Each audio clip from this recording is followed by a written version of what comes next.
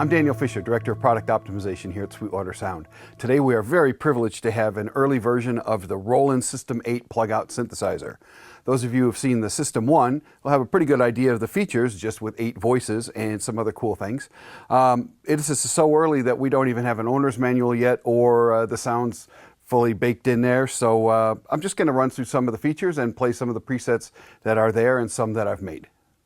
So first off, it's important to know that this is a plug-out synthesizer, which means that you can put new models of different Roland keyboards in there, including it comes with the Jupiter 8 and the JUNO-106, and then there's still a third plug-out slot to put one more.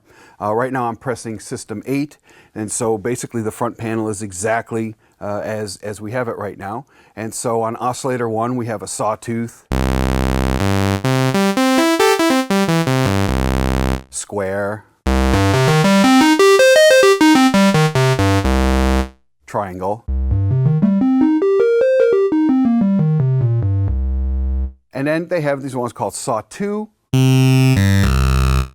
square 2, and triangle 2. And what's really interesting is they have a color knob, and the color knob works on all of the wave shapes. So for example, here's the saw.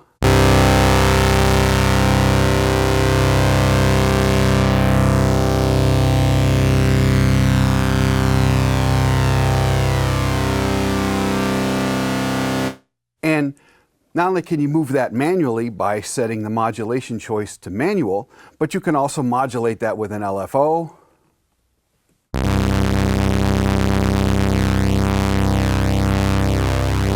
And the color knob then does the depth of that. You can do it with an envelope.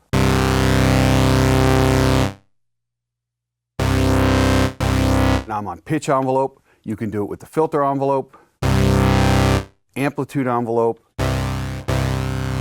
and oscillator 3, so you can get some audio frequency modulation as well.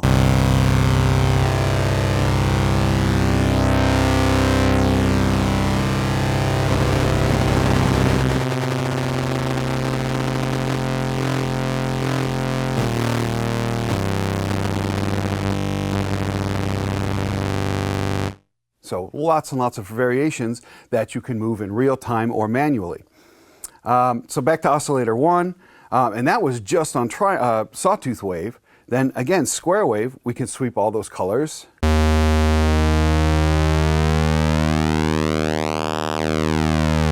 So clearly we're doing pulse width modulation there. Here's triangle.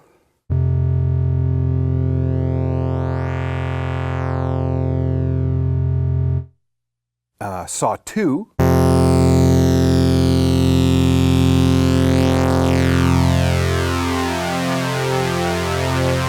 That's some nice thickness for a single oscillator.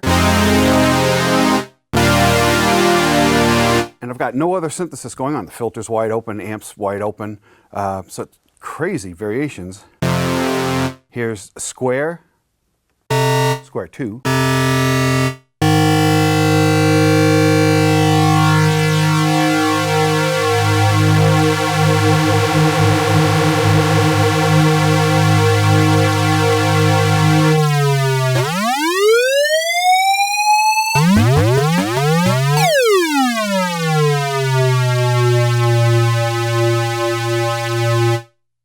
And then triangle.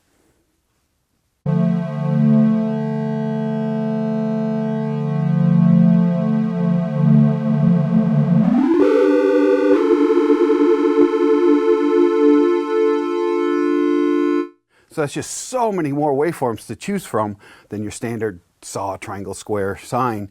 And then they have a wide range of octaves. So I'm going back to saw, and so you can go from 2 foot, 4, 8, 16, 32, 64, which is crazy because you also have transposition and octave switching.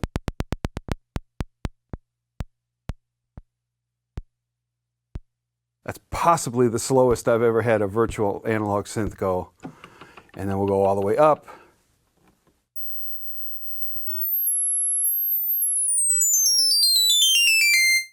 It's really nice. So then we also have coarse tuning.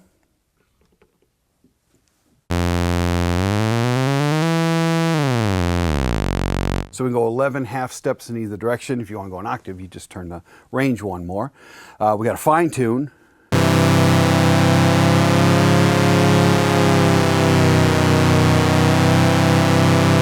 And then we've got cross mod, which allows modulation between oscillator 1 and oscillator 2.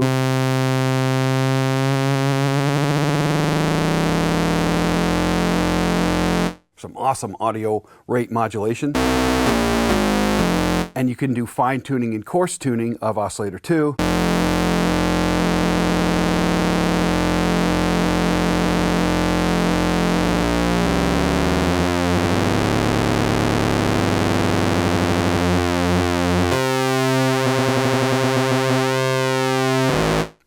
So obviously that's just a crazy amount of sounds that you can get from a single oscillator, and yet there's one more, and that's the variation. So here is sawtooth, and a variation of that, square wave, variation of that, and triangle, variation, and that's almost a sine wave. A little bit of buzz. Sawtooth. And each of these variations also has different color things. So this is square 2 with variation 2.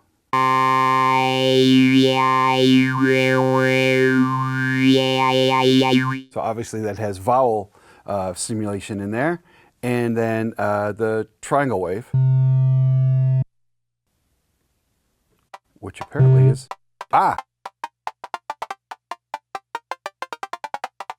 which seems to be some sort of chordal pulse. Again, I don't have the owner's manual yet. But all right, so that's just oscillator 1. Now we move to oscillator 2, and that has all the same things, except we now have ring modulation and oscillator sync, and I'll just show you some patches that use those. And then we have oscillator 3.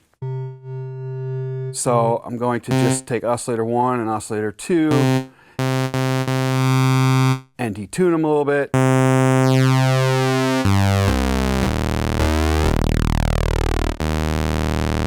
And now I'm going to bring in oscillator 3, which is a sub-oscillator. But I say sub-oscillator, but it can also be the same octave, down 1 octave or down 2 octaves. And based on the graphics here, it looks like I can have sine wave one at the same octave, down an octave, 2 octaves, and triangle wave, and down 1 octave and down 2 octaves. So here's that.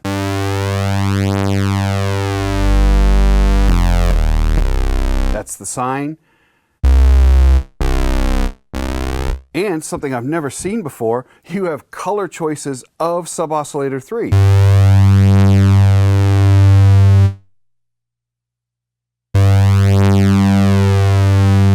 And tuning for oscillator 3. Usually a sub-oscillator, you don't have any choice.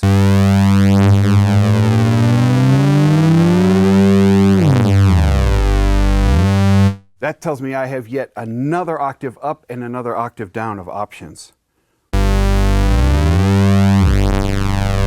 Amazing. So in your mixer then you have oscillator 1, oscillator 2, oscillator 3, and then noise, which they give you a choice of white noise and pink noise. Really nice to have both of those. Then we have a pitch envelope, so I'll just go with one oscillator here. It's your standard attack decay envelope that can go positive or negative. With a depth that goes bipolar.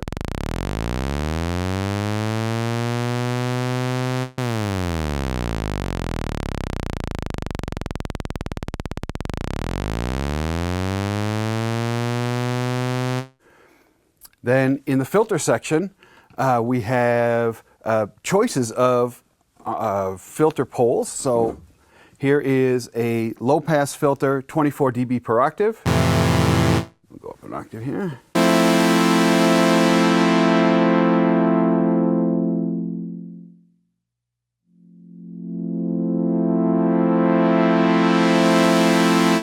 (18 dB or 3-pole).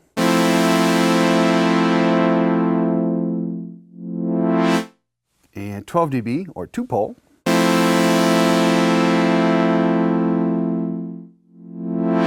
now the same things with resonance.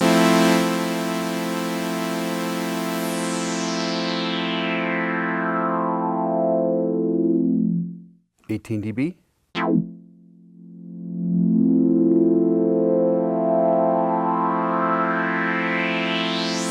And 12 dB.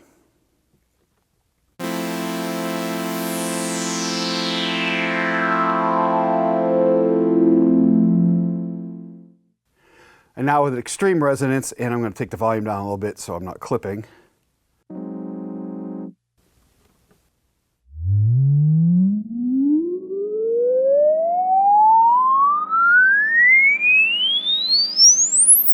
Nice, really nice resonance. Then standard envelope controls, key follow, a really basic ADSR, and you could turn variations on these filters. I don't know a lot about them yet, but let's just sweep through them. So this is no resonance, 24 dB variation 2.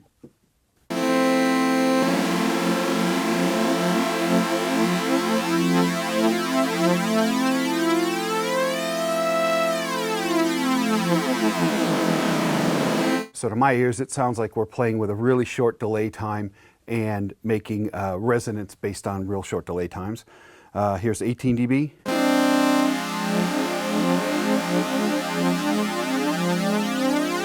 And minus 12 dB.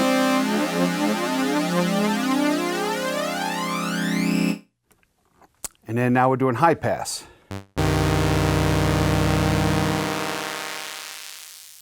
That's minus 12 dB, minus 18 dB, and minus 24 dB. And with resonance, some.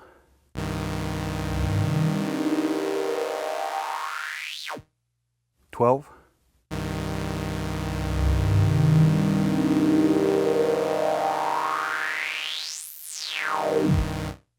Really nice. And now with extreme resonance. Again, I'm going to turn the volume down just a little bit.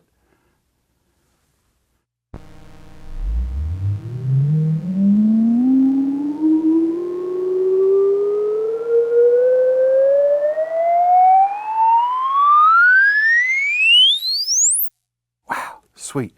This is minus 24 dB, high pass, full resonance.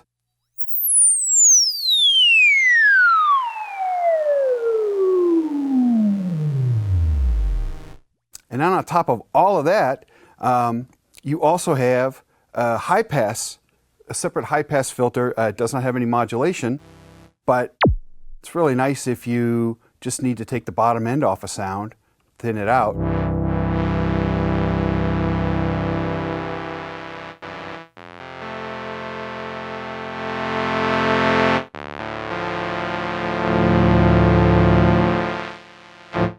And then it has velocity sensitivity for your filter cutoff.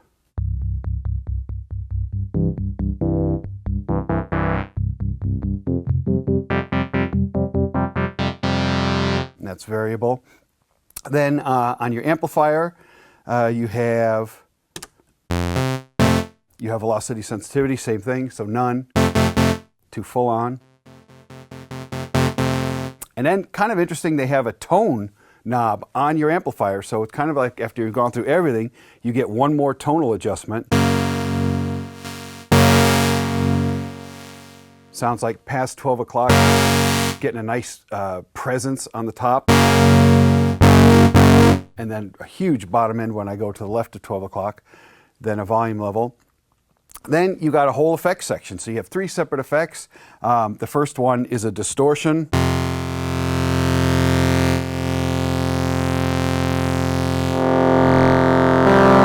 Which is an overdrive.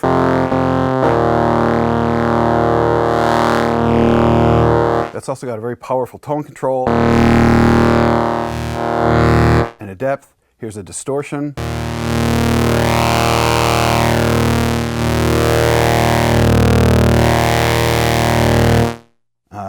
MT, I'm going to guess metal.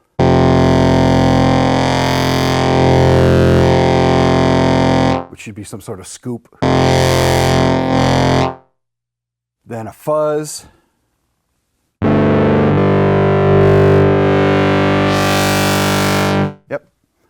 Then I got one called CR, which sounds like this.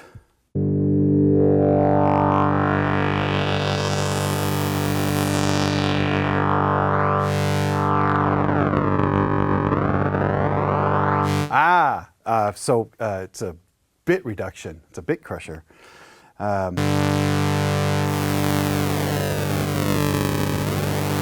then the last one, clearly it's a phase.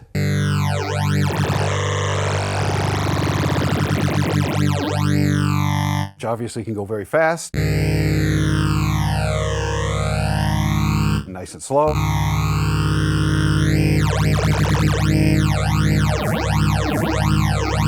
And it looks like I'm able to set the manual of the center for that phase as well. Then next one, I got a delay.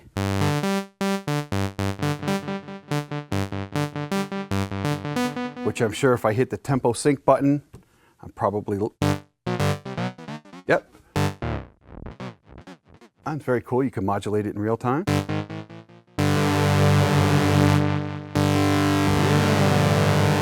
So I've got a time and a depth to that. Panning, delay, a chorus.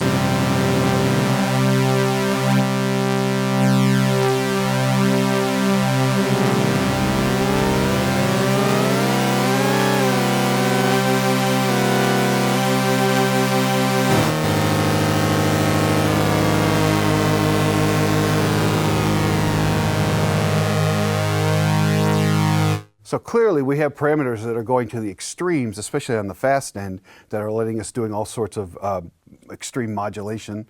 Here's chorus 2.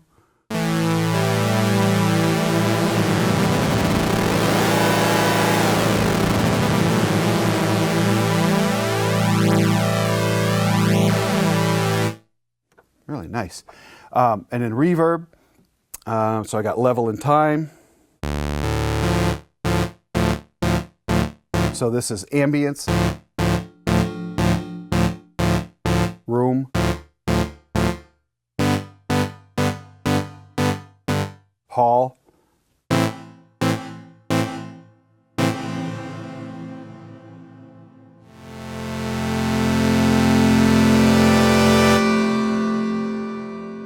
hall 2,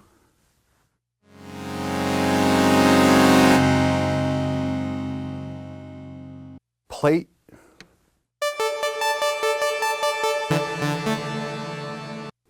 and here's reverb with pitch modulation. The really, really long decay time. So awesome effects. Then coming down here, we got a step sequencer. Sorry, I don't know the specs on that yet, but we have control over forward, backwards, forward and backwards. Some sort of shuffle, a random, and a key trigger. You get to set your first step and last step simply by, you notice it goes into a new color scheme. You could set your first step of the sequence that you've already recorded simply by holding first step and pressing a button. You can set your last step, again, by doing that. So you can very quickly choose different parts of your sequence. Very awesome. You have front panel control for your rest, your tie, erase, setting the length of it, step recording, real-time recording. And then you also have real-time control of gate and shuffle. Then over here, we got an arpeggiator, which I'll show you when I play some of the sounds. And just a global velocity off that negates your velocity settings over here. You have octaves. And I really like this double press, takes you back to center. And then if you hold transpose,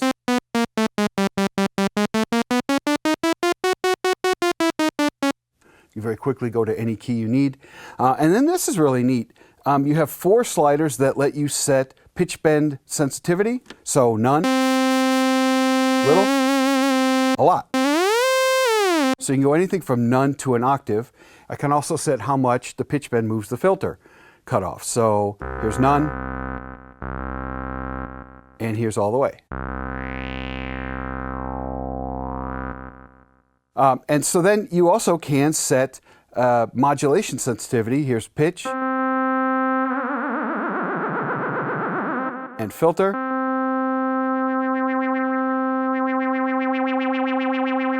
And the neat thing is that all 4 of these sliders can be used while you're moving.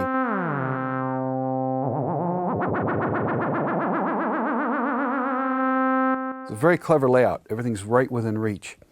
So, and that was just the System 8. And this thing can also be a 2-part synthesizer when it's in performance mode. It lets you have a lower part, an upper part, and you could turn those on and off, as well as decide which of the 2 parts the panel is currently operating. So that's laid out very well. It also has, those of you who always ask, it has a manual button so that when you hit it, whatever's on the front panel is exactly what you hear. So it completely avoids the presets. This can also do a mono, as well as polyphonic and a unison mode, so you can take voices and thicken them up with the extra voices. And you also have a chord memory feature, so you can just hold it down and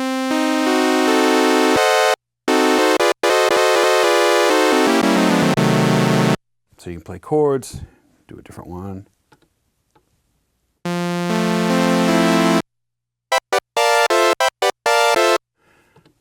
And very useful key hold.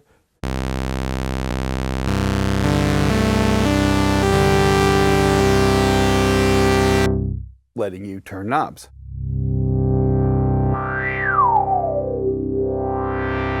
That also works for the arpeggiator. All right, enough of all that. Let's start playing some presets. So now we're in the System 8 mode. I'm hitting the first preset. It's the JP8000 Super Saw.